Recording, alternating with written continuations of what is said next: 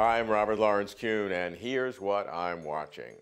In this 40th year of China's reform and opening up, an invigorated call for rural revitalization.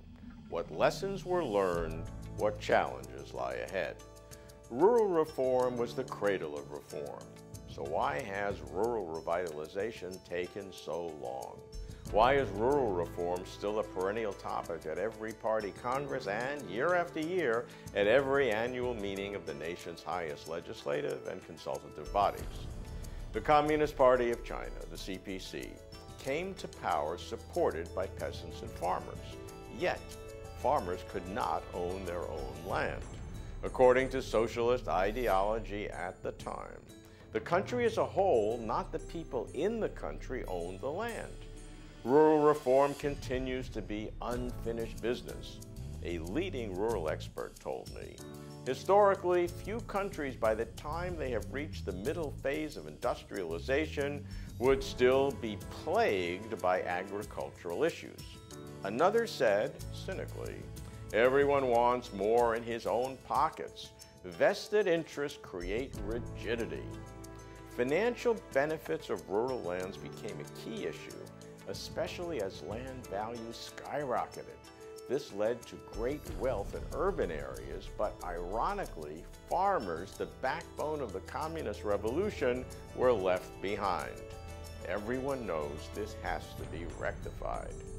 Currently, pilot programs provide rural land use rights to be transferred via markets, enabling farmers to subcontract, lease, exchange, or swap their land use rights, or join shareholder entities with their farmland, all of which generates new income for the farmers, all without abandoning ultimate state ownership. The reforms will provide farmers more income and help close the wealth gap with urban residents. It is not uncommon that farmers working for large companies are paid rent for their land as well as salaries for their labor. At the 19th CPC National Congress in late 2017, the party outlined a national strategic plan for rural revitalization. By 2035, modernize the farm sector, boosting rural incomes and living standards.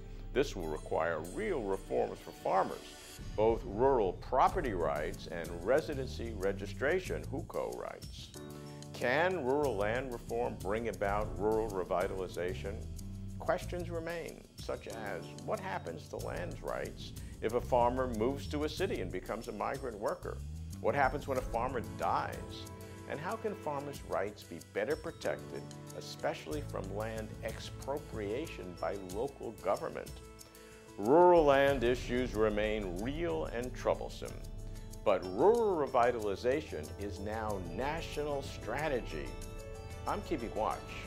I'm Robert Lawrence Kuhn.